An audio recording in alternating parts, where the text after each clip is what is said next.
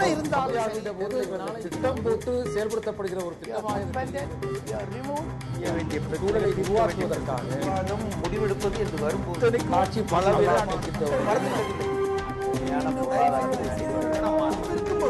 எதிர்த்து பேசுது நாட்டுல. நேர்பட பேசு தொடர்கிறது.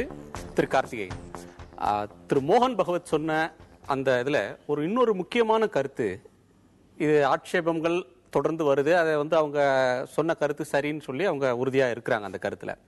அவர் சொன்ன ஒரு முக்கியமான கருத்து, இந்து மதத்துக்கு மற்ற மதங்களையும், இந்தியாவில் வேற மதங்கள் இருக்கு, அதையும் உள்வாங்கிக் கொள்ளக்கூடிய ஒரு தன்மை இருக்கு, it can incorporate other religions அப்படின்னு சொல்றாரு. இது அடிப்படையில் இதை எப்படி புரிஞ்சுக்கிறது? இதோட நெகிழ்வுத்தன்மைன்னு பார்க்கிறதா, அல்லது அடுத்த மதங்களுக்குன்னு இருக்கிற அடையாளங்களை நம்ம மறுத்துட்டு அதையும் உள்வாங்கி நம்ம இது பண்ணிக்கக்கூடிய ஒன்றுன்னு பார்க்கறதா? இதுக்கு ஆன்சர் பண்றதுக்கு முன்னாடி வேற ஒரு 2 விஷயம் சொல்லணும்னு ஆசைப்படுறேன்.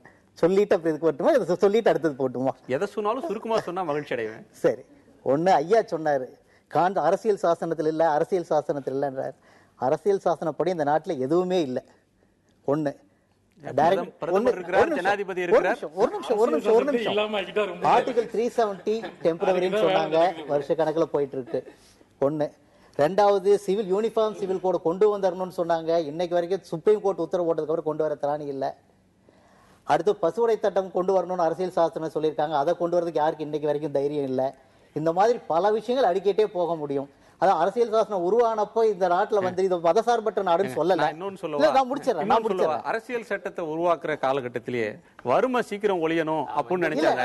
68 வருஷம் ஆகி இன்னும் நம்ம நாட்டுல வறுமைன்றது முழுக்க ஒழியல. நான் முடிச்சிடறேன். அடுத்தது இன்னொரு விஷயம் என்னன்னு கேட்டீங்கன்னா, அரசியல் சாசனத்தை அம்பேத்கர் எல்லாம் எழுதும்போது மதசார்பற்ற நாடுன்னு சொல்லல. அப்ப சிறுபான்மை பெரும்பான்மை சிறுபான்மையினர் சில சலுகைகள் கொடுத்தாங்க. இது மதசார்பற்ற நாடு ஆனதுக்கு அப்புறமும் மத ரீதியா சிறுபான்மை பெரும்பான்மைன்னு பேசிட்டு இருக்கிறோம். கான்ஸ்டிடியூஷன் படி நாம ஒரு செக்யூலர் சாவரின் ரிபப்ளிக் தான். அதனால நம்ம இந்த சப்ஜெக்ட் வந்துருவோம். கான்ஸ்டிடியூஷனை தேவைக்கு பயன்படுத்திக்கிறோம், மத்ததுக்கு விடுறதும் சரியா இல்லைங்கிறத சொல்லணும்னு நினைச்சேன். எந்த கட்சியாக இருந்தாலும் அமைப்பாக இருந்தாலும் இன்னைக்கு இந்தியா இயங்குறது இந்திய அரசியல் சட்டத்தின் மேலதான். அதன் பேரில் தான் தீர்ப்பு வருது. நீங்க ஒரு வழக்கறிஞர், மாற்று கருத்தே கிடையாது. யாராவது மாற்றி சொன்னாங்கன்னா அவர்கள் தேச துரோக செயலுக்கு வந்துருவாங்க, அதுல எல்லாம் எனக்கு மாற்று கருத்து இல்லை. ஆனா தேவைக்கு இதை பயன்படுத்திட்டு அது மீதியை விட்டுறதுங்கிறது சரியில்லைங்கிற கருத்து ஒண்ணு. ரெண்டாவது, இந்த நாட்டினுடைய ஐடென்டிபிகேஷன் தீண்டாமை, தெருவுக்குள்ள வராத தொடாதங்கிறது மட்டும்தான் அப்படின்னு அண்ணன் சொன்னாரு, நீங்க சொல்லிட்டு இருந்தாரு. அதுக்கு நான் பதில் சொல்லியே ஆகணும். இன்னைக்கு இந்த தீண்டாமை, ஒத்து வராமை, பிரச்சனை உள்ள விஷயங்கள் இங்க மட்டும் இல்ல. இது ஜவுகி ஜமாத் இருந்தாங்கன்னா அங்க சுன்னி ஜமாத் போக மாட்டாங்க, அவங்க இருந்தாங்கன்னா ஷியா முஸ்லீம் போக மாட்டாங்க, இவங்க மசூதிக்குள்ள அவங்க போக மாட்டாங்க, அவங்க மசூதி இவங்க போக மாட்டாங்க, போனா விட மாட்டாங்க. ஒருவேளை அந்த ஐடென்டிபிகேஷன் அப்படியே வருதுன்னு அவர் சொல்றாரா என்னன்னு எனக்கு தெரியல. சோ இதனமோ புதுசா இங்க மட்டும் இருக்குன்ற மாதிரி கதையெல்லாம் இங்க வேண்டாம், அதை ஏத்துக்க மாட்டோம். ஒண்ணு. இப்ப நீங்க கேட்டதுக்கு நான் வந்துடுறேன். நான் மோகன் பகவத் சொன்னது உள்வாங்கி அப்படின்னு சொல்லும் போதே அத மறுப்புங்கிறது வராது. மறுப்புங்கிறது வேற, உள்வாங்குதல் அப்படிங்கிறது வேற. ஏற்றுக்கொள்ளுதல், உள்வாங்குதல் அப்படிங்கிறது ஏற்றுக்கொள்ளுதல். ஏற்றுக்கொள்ளுதல் அப்படி ஒரு கிறிஸ்தவ மதம் இருக்கு, இஸ்லாமிய மதம் இருக்கு, அதை இவங்க உள்வாங்கி கொள்ளுதல், அதை ஏற்றுக்கொண்டு இந்து மதம் ஏற்றுக்கொள்ளக்கூடிய விஷயங்கள் இருந்தா ஏற்றுக்கொள்ள ஒன்றும் தவறு இல்லைங்கிறத இன்னைக்கு வரைக்கும் பார்த்துட்டு இருக்கு. இது கிறிஸ்தவம் மாதிரி அந்த பைபிளை விட்டு வெளியில வரமாட்டோம் அப்படிங்கிறது இல்ல, இஸ்லாம் மாதிரி குரானை விட்டு வெளியில வரமாட்டோங்கிறது இல்ல. பகவத்கீதையில கிருஷ்ணர் சொன்ன மாதிரி, முடிக்கும் போது சொன்ன மாதிரி, அர்ஜுனா நான் சொல்ல வேண்டியதெல்லாம் உனக்கு சொல்லிட்டேன், நீ யோசிச்சு உனக்கு எதையும் சரின்னு தோணுதோ நீ முடிவெடுத்துக்கோ அப்படின்னு சொல்லி முடிப்பார். இங்க ஃப்ரீ, நீ இந்த சாமி கும்பிட்றியா கும்பிட்டுக்கோ, அந்த சாமி கும்பிட்றியா கும்பிட்டுக்கோ, இல்ல சாமியே கும்பிட மாட்டேன்னு சொல்றியா கும்பிடாத, ஆனா நல்லவனாயிராது மட்டும்தான். அப்படி இருக்கும்போது எல்லா விதமான சிந்தனைகளுக்கும் இடம் கொடுக்கக்கூடிய ஒரு சமாச்சாரம், மத்ததையும் உள்வாங்கிக்கிறதுல ஒன்றும் தவறும் இல்லை, அதுல இதுவும் அவசியம் இல்லை. அதுல இல்ல எனக்கு படுற கருத்து, அரசியல் சாசனம் பற்றி ஐயா ரொம்ப இதா பேசினாங்க, ஆனா வரும்போதே அவங்க சப்ஜெக்டுக்குள்ள அப்படியே நின்றுக்கிட்டாங்க. ஆனா அரசியல் சாசனத்துடைய வழிகாட்டு நெறிமுறைகள்ல எவ்வளவு இருக்கு, அதை பத்திலாம் அவங்க ஏன் பேச மாட்டேங்கிறாங்கன்னு ஒண்ணு. இப்ப நான் அரசியல் சாசனம் ஒரு புனிதங்கிற அடிப்படையில பேசல, மாறாக ஒன்னு சட்ட ரீதியா, இன்னொன்னு இது ஒரு நல்ல நோக்கம் இருந்துச்சுன்னு சொல்ல வர்றேன். ஏன் இந்துஸ்தானம்னு அதுல போடல, ஏன் பாரதம், ஏன் இந்தியான்னு மட்டும் போட்டாங்க என்றால், இது பல மதங்களை கொண்ட ஒரு நாடு. இந்துஸ்தானம் என்பது மத சொல்லாக ஆயிப்போச்சு. ஆகவே அது இதெல்லாம் விவாதம் நடந்துச்சு. இந்த விவாதம் நடத்தி தான் இந்த முடிவுக்கு வந்தாங்க. இப்ப இந்தியாங்கிற பேரையே சொல்லாம அந்த பகவத் அவங்க இந்தியாங்கிற பேரை சொல்லல, இந்துஸ்தானம்னு அவரா சொல்லி, அப்ப இயல்பால ஒரு லாஜிக் வர்ற மாதிரி தெரியல. இந்துஸ்தானத்தில் இருப்பவர்கள் இந்துக்கள் தான், சரிதான் அப்படின்னு தோணும். இந்த சிக்கல் என்னன்னா இந்தியாவில் இருப்பவர்கள் எல்லாம் இந்துக்கள் சொல்ல வர்றாரு. மற்ற மதங்களை கோஆப்ட் பண்ணிக்குன்ற கருத்து. அடுத்து அது வர்ற அது திருதராஷ்டிர ஆலிங்கனம் அதெல்லாம் நடந்துச்சு உண்மை. அது என்னன்னா நாங்க எல்லா மதங்களும் அரவணைப்போம்னு சொல்லி அதை தீர்த்து கட்டுற வேலை. அப்படித்தான் இருங்க, இங்க பாருங்க, நான் தலையிட்டேனா? நான் எவ்வளவு பொறுமையா பேசிட்டு இருக்கேன், நீங்க பதில் பேசி பாருங்க. நான் எவ்வளவு பொறுமையா இருக்கேன். இதே திருதராஷ்டிர ஆலிங்கனம் சமண பௌத்தத்துக்கு அந்த கதி ஏற்பட்டுச்சு. அதை வெளியிலிருந்தும் தாக்கினார்கள், முடியாத போது உள்ளே புகுந்தும் தாக்கினார்கள். வரலாறு நிறைய பேசலாம். உதாரணம் ஒண்ணு சொல்லுவேன். இப்ப விஷ்ணு 10 அவதாரங்கள் எடுத்தான்னு வரும். நீங்க இந்த அவதார கணக்கு பாத்தீங்கன்னா சில புராணங்கள் அதெல்லாம் படித்தவனுங்கிற முறையில் சொல்றேன். ஒவ்வொரு புராணத்திலும் அந்த 10 லிஸ்ட் கொஞ்சம் மாறும். அதுல 1-2 புராணங்கள் என்ன இருக்கும்னா புத்தரும் ஒரு அவதாரமா இருக்கும். உதாரணத்துக்கு சொல்ல வரேன், எப்படி அது பண்ண புத்தரோ இந்த பிராமணிய மதத்தை எதிர்த்து, அன்றைக்கு இந்த வார்த்தை கிடையாது இந்து மதம்னு, பிராமணிய மதத்தை எதிர்த்து சனாதன மதம் எனப்பட்டதை எதிர்த்து கிளம்பினவர்.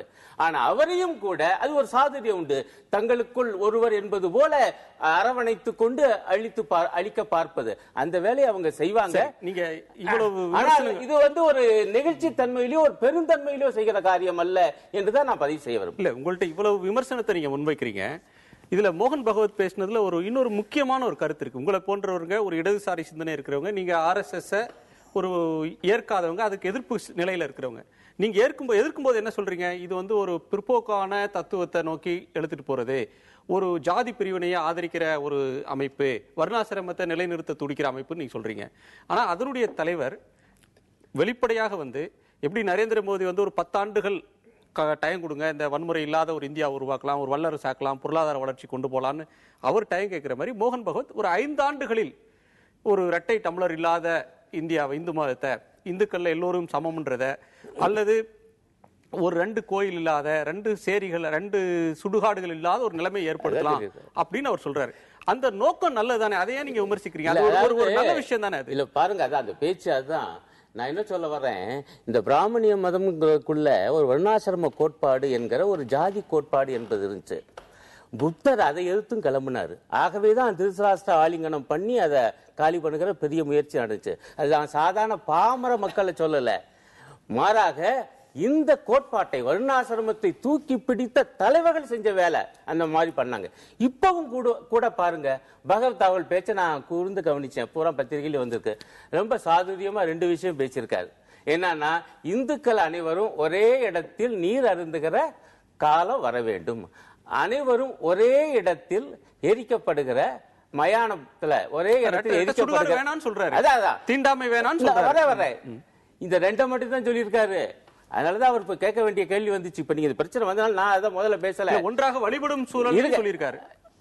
இப்ப அதைத்தான் கேட்கிறேன். இதெல்லாம் பொதுவா பேசுறாரு. அடிப்படையான விஷயத்துக்குள்ள வர சொல்றேன் நானு.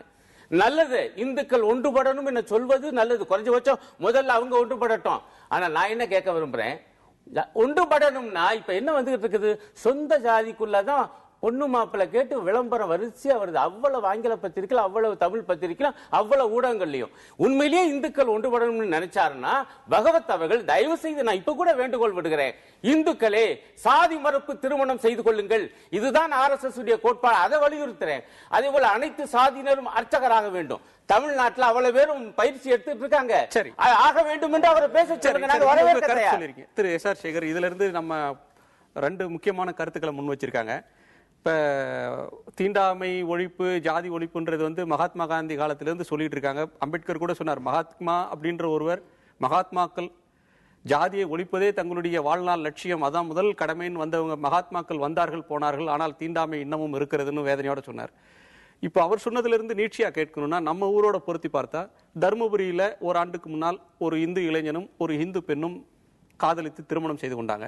ஆனா அவங்க சேர்ந்து வாழ முடியாத நிலைமை ஏற்பட்டது. அந்த திருமணம் நிராகரிக்கப்பட்டுருச்சு சமூகத்தால. இப்போ மோகன் பகவத் அவர்கள் சொல்ற இந்த வார்த்தையை நம்பிக்கை அளிக்கக்கூடியதாக எடுத்துக்கொண்டால், இன்னும் 5 ஆண்டு காலத்துல நம்ம இது இந்த மாதிரியான எதிர்ப்புகள்லாம் இல்லாம ஒரு நல்ல ஒரு சூழல் வரும் அப்படின்னு நம்ம எதிர்பார்க்கலாம். நிச்சயமா எதிர்பார்க்கலாம். ஏன் சொல்ல வரேன்னு கேட்டீங்கன்னா, சைலண்டாக இந்து மதத்துக்குள்ள மிகப்பெரிய ஒரு ஒற்றுமையை செயல்படுத்திக் கொண்டிருக்கிறது RSS இயக்கம். தர்மபுரியில இவர்கள் போனார்களோ போகலையோ RSS உள்ளுக்குள்ள போய் அங்க வேற்றுமைகளை கலந்து அவர்களுடைய ஒற்றுமை ஏற்படுத்துவதற்கான மிகப்பெரிய சமாதான தூதுவை செய்திருக்கிறது.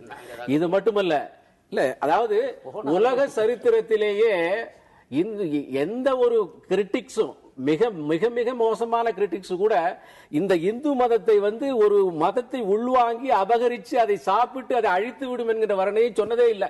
ஏன்னா 30 தேவர்களை 30 +1 எந்த சாமி வந்தாலும் ஏத்துக்கொள்ளன்னு சொல்லக்கூடியது. நீங்கள் ஒரு கருத்தை சொல்லுங்க, அந்த கருத்துக்கு மேல எக்ஸ்ட்ரா ஒரு கருத்து, அதற்கு மேல நீட்சியாக எதையுமே ஏற்றுக்கொள்ளக்கூடிய எல்லாமே நீங்கள் எது வேணாலும் செய்யலாம் என்கின்ற ஒரு மதம் உலகத்தில் உண்டு என்றால் அது இந்து மதம் மட்டும்தான். அந்த மதத்தில் வேறொரு மதத்தை அபகரித்தது உண்டு மாண்டு போக செய்துவிடும் என்பது அவருடைய கற்பனை ஒன்று. இரண்டாவது, இந்த விஷயத்தை பொறுத்த மட்டும் RSS பொறுத்த மட்டும் அவர்கள் மோகன் பகவத் சொன்னது 100க்கு 100 செயல்பாட்டிலே இருக்கிற விஷயத்தை அங்க கேம்ப்ல போய் பார்த்தா தெரியும் உங்களுக்கு. இந்த ஜாதி மறுப்பு இயக்கம், ஜாதி மறுப்பு திருமணம் நடக்குமா அப்படின்னு கேட்கிறார். ஜாதி மறுப்பு திருமணம் இந்த ஜாதி அந்த ஜாதியும் தெரிஞ்சாதானே ஜாதி மறுப்பு திருமணம். RSS உள்ள இருக்கிறவனுக்கு ஜாதியே தெரியாத, அவனெல்லாம் ஒரே ஜாதி என்று நினைக்கிறவனாச்சே. அப்படி ஜாதி ஐடென்டிட்டியை காண்பிக்காத ஒரு இயக்கம் தொடர்ந்து இருந்து வருகிறது. ஆகவே அந்த அடிப்படையிலே தான் அவர்கள் அதை சொல்லி இருக்கிறார்கள். RSS அமைப்புக்குள்ள இருக்கிறவங்கள சகோதரர்களா மாமன் மைத்தானரா பழகக்கூடியவங்க மத்தியில சாதி மறுப்பு திருமணங்கள் நிறைய நடக்குதுன்னு சொல்றீங்களா? இல்ல, அது ஜாதி தெரிஞ்சாதானுங்க ஜாதி மறுப்புங்கிறது. ஜாதியே அவரவர்கள் இந்து என்கின்ற எண்ணத்தை தவிர வேற எதுவுமே இல்லாதவர்கள். ஆகவே அதை சொன்னார்கள். அதுல நம்மளுடைய சகோதரர் அவர்கள் சொன்னார்கள், நம்மளுடைய அந்த ஆரிடான் முகமது அவர்களுடைய பேச்சை கேட்டால் எதற்கு சொல்கிறேன் என்று சொன்னால், போகிற போக்கிலே அதை இடித்தார்கள் இதை இடித்தார்கள் என்று சொல்கின்ற போது அவர் அழகாக சொல்லியிருக்கார். அதையெல்லாம் நான் திரும்ப சொல்வதற்கு தயாராக இல்லை. நான் நாகரீகம் கருதி பேசக்கூடிய ஆள், நான் தூண்டி விடுகின்ற எண்ணம் இல்லாத ஆள். அதனால சொல்றேன், இந்த நாட்டினுடைய பண்பாடு பாபர் மசூதி இடிக்கப்பட்டது என்பது வரலாற்று உண்மை. அதற்கு பின்னாலே அவர் சொல்றாரு, இந்த நாட்டிலே இருக்கக்கூடிய எத்தனை கோயில்கள் மசூதியாக மாறி இருக்கிறது, எத்தனை பேர்கள் இந்த நாட்டிலே இருந்தார்கள், அவர்கள் எண்ணிக்கையா இருக்கிறது. பாகிஸ்தான்ல இதற்கு முன்னாலே இருந்த எண்ணிக்கை இன்னைக்கு இல்லை சொல்ல வருகிற உண்மையை போட்டு சொன்னால் அது உறவை வளர்க்காது. அதுதான் சொல்லல நான். திரு சேகர், அந்த இடிப்புக்கு காரணமாக இருந்தோ அல்லது அந்த இடிப்புக்கு சாட்சியாக நின்று அந்த இயக்கத்தை முன் நடத்திய அத்வானி போன்றவர்களே கூட அதற்காக வருத்தம் தெரிவித்த காட்சிகளை பார்த்திருக்கிறோம். இந்திய வரலாற்றில் நடந்த ஒரு துயரமான ஒரு சம்பவங்கள்ல ஒன்றாகத்தான் அவங்களே கருதுனாங்க, அத்வானி போன்றவர்களோடு கருதுனாங்க. அதனால அதை பதில் சொல்ல வேண்டியது. நான் ஒரே ஒரு விஷயத்தை முடிச்சிடுறேன். ஒரே ஒரு விஷயத்தோடு முடித்து விடுகிறேன். இந்த நாட்டுடைய பண்பாடை பற்றி சொன்னார்கள், இந்தியாவுடைய பண்பாடு என்று. இந்தியாவுடைய பண்பாடு அது அல்ல. இந்தியாவுடைய பண்பாடு நாகரீகமும் மிக பெருசு. ராமகிருஷ்ண பரமஹம்சரும் விவேகானந்தரும் அரவிந்தரும் கட்டிக்காத்த மாபெரும் பண்பாடு. பார்வையிலே விஷயம் இருக்கின்ற போது எப்படி பார்க்கிறோமோ அப்படித்தான் பண்பாடு தெரியும். அதை நான் இப்படி பார்க்கிறேன், அவர் எப்படி பார்க்கிறார், அவருடைய பண்பாடு அப்படிதான். அதாவது நான் மோகன் பகவத்தோட கருத்தை ஏற்கிறேன். இதே விஷயத்தை தான் பெரியார் பல வருஷத்துக்கு முன்னாடி எல்லா ஜாதிக்காரனும் கோயிலுக்குள்ள போகணும்னு சொல்லி ஒரு பெரிய இயக்கத்தை நடத்தினாரு. அவரை செருப்பால் அடிக்கணும்னு சொன்னாங்க. சரிங்களா?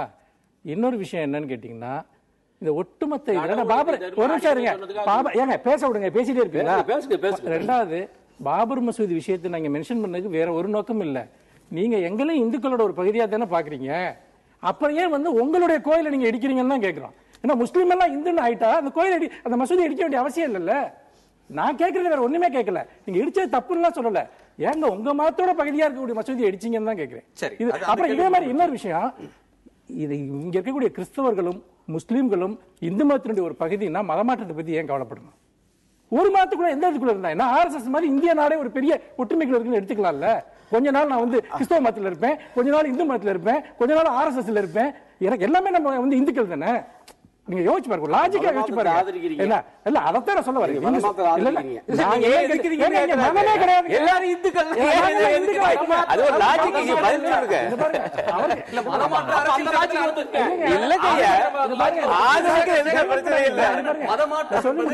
வழங்கப்பட்டிருக்கிற உரிமை எதிர்க்கக்கூடிய கூட கட்டாய மதமாற்றத்தை எதிர்க்கிற ஒரு கருத்து தான் சொல்றாங்க. தனி மனித வழிபாட்டு உரிமை சார், அது மதம் எந்த மதத்திலே நம்ம மோடி அவர்கள் இந்த விஷயத்துல நீங்க ஃபர்ஸ்டே கேட்டீங்க, நம்ம பேசவே இல்லை. ஏன் இவ்வளவு பெரிய சைலன்ஸ் கீப் அப் பண்றாரு? அவர் நேபாளுக்கு போறாரு.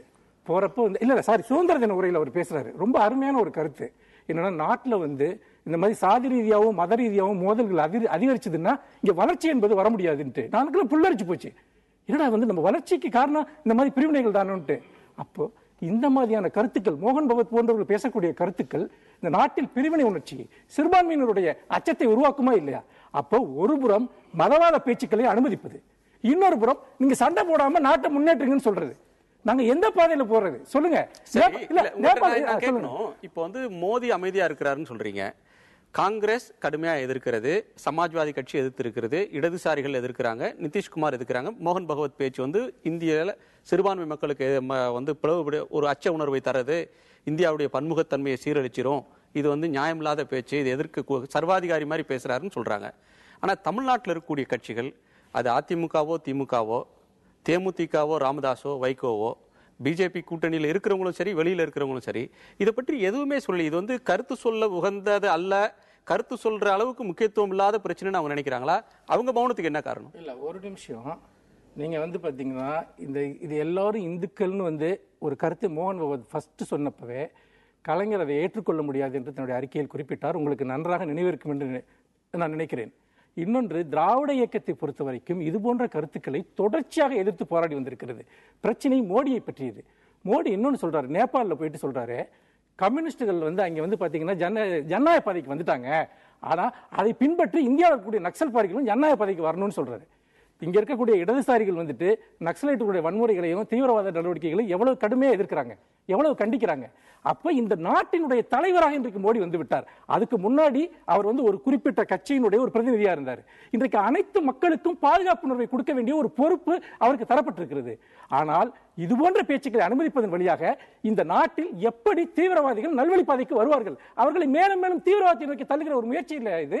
உண்மையிலேயே மோகன் பகவத் பேசியிருப்பது என்பது தேச விரோத பேச்சு, வன்முறையை தூண்டக்கூடிய பேச்சு. சரி, நாம் தொடர்ந்து விவாதிக்கலாம். ஒரு சிறிய இடைவேளைக்கு பிறகு நேர்பட பேசு தொடரும்.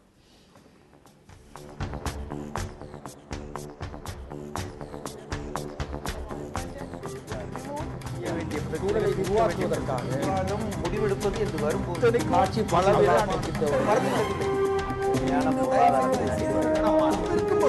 எதிர்த்து பேசிட்டு